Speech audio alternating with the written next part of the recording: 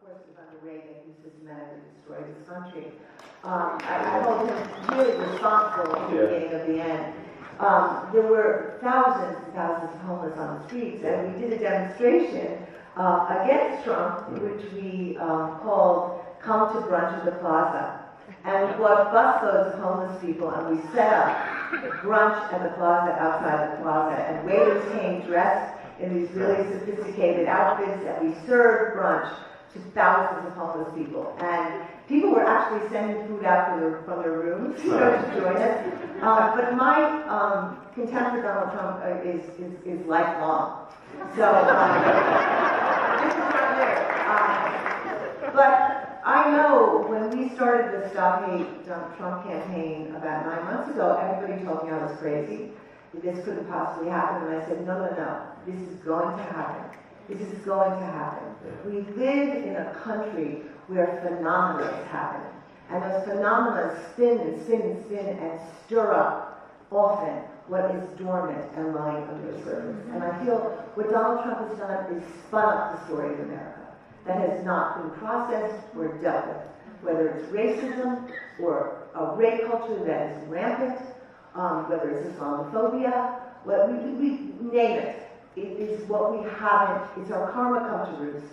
And in a way, it's an amazing opportunity. Yeah. I mean, it is up now, it is here, and now it is time for us to build in every direction the kind of progressive movements we need to go at it. What I just want to say in terms of rape culture, I mean, it's so amazing to see what has happened in the last week.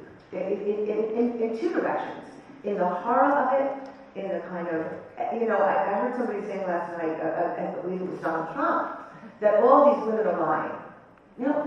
The preposterous notion that a white privileged man could stand up and say, one after women coming forward are lying, even to say that is so preposterous, And it's such an indication of really how far gone he is.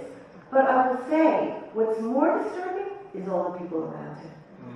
The GOP, which has licensed him and not stopped him, the Stephen Bannon, who is an accused wife batterer himself, Roger Ailes, who is a sexual predator, 24 cases of sexual harassment against him, who was sexually running a high-profile sex ring at Fox News. I mean, you can go down the list. And I think, in the long run, that is what is most telling. And a media that, in my opinion, early on, made him spectacle. And allowed him to go as far as he has gone. So I think all these are complicit forces.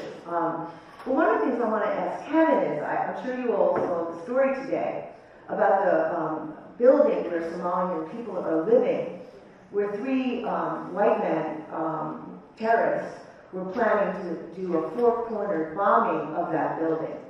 And I think one of the very scary things that has happened is that white nationalism has been mainstreamed and legitimized. And whether it's the KKK or, we go down the list, they are now mainstreamed. They are now out from under the rocks. They have been given license, and they are, and we know Donald Trump doesn't only not distance himself from these people, but is inviting them in full view. So I would like him just to talk about the connection, like what is the connection of a racist rape culture? Woo! There's a lot to say and unpack. When you mentioned Reagan, one of the things I thought about is that when Bobby Kennedy was running for president in 1968, I need to take it back for a second, he had the support of working class blacks, Latinos, white sisters, and brothers. When Reagan ascended to the presidency in 1980, he was able to pick off these folks that were disaffected. They were called Reagan Democrats. And that, to me, is the roots of white nationalism, of course, going back to 64, Barry Goldwater. And when I look at what's going on in this country, I'm not so much just concerned with Donald Trump and people like him, but I was just in Alabama, and it's not about the South. It's Malcolm X said the South is really south of the Canadian border, if we really think about it. Particularly if you're a person of color in this country, because you don't know where you can go. This is why Black Lives Matter rose.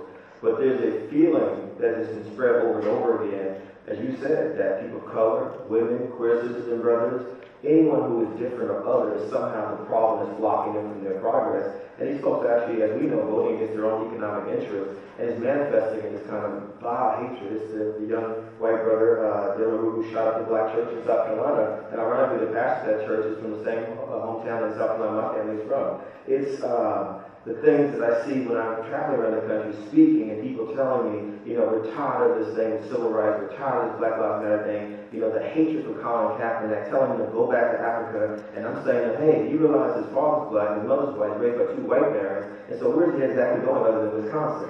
But the ignorance that's fostered in all of this, and I mean, to me, it's all interconnected. When I was out in Birmingham, these folks are grossly miseducated, but all of us are grossly miseducated. There are a few that even see the intersectionality of all these different issues, and I would even say, even with all due respect to folks, some of us who call ourselves progressive and liberals, we'll get into our silos. We'll say, this is our issue, and then we'll see how other issues are relevant to us. I'll say it, even as a black man, I think it's unfair, and I'm for the rest of my life, I'm going to be anti-racism, anti-white nationalism, anti-white supremacy, whatever term you want to call it. But because of my education on gender and gender violence, there's no way I can ignore when women, including black women, are the victims of some form of oppression as well. There's no way I can ignore if someone who happens to be queer is oppressed. And it took a re-education, and that's what's really missing. When I think about a progressive, multicultural, multi-generation movement in this country, are you willing to do the work to examine where we all come from, how we were educated or miseducated, and begin to challenge each other in these spaces? Because I think I understand why people applaud Hillary Clinton around the term deplorables, and I definitely understand why folks say that some of these folks are not redeemable. But I've had conversations, interesting enough, as a black boy from the ghetto, I've ended up in some interesting places in America.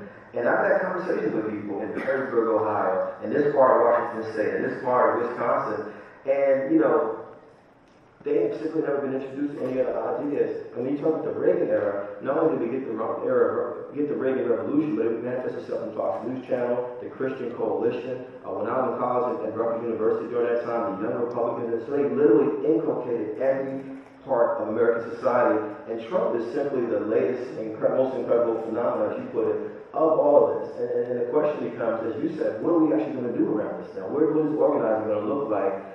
And I know we're going to talk about that later about building social movement, but that's what I'm really interested in. Where are we going to go from this? Because, the election is important, but we can't just get robbed up every 4 years. We have got to create a consistent movement here, because Reagan got elected in 1980. It's now 26. This is 2016. This is 36 years later. You see all the manifestations of what Reagan led to. So. Yeah, and I think in connection to that, I've been reading a lot about Lauderdale's. Yeah. And looking at kind of the history of Fox News, and I think it's very interesting that in a parallel way, as the country was being indoctrinated by the values of the Tea Party and the Christian right, inside that corporation, women were being abused. Yeah. Right and left. And I think there's something metaphoric about that for the whole situation of this country. But I think part of what happens is everything in this country ends up getting so isolated, right? We isolate our various issues. So we have climate change people working over here, and anti-racist people working over here, and gay liberation and trans liberation working over here, and we have women's liberation working over here. And rather than understanding that we are fighting the same forces, we are fighting neoliberal, capitalist, patriarchal, racist forces. Right. And this is the same story. It's one story. The right figured that out a long time ago. The right figured out how to focus on all of us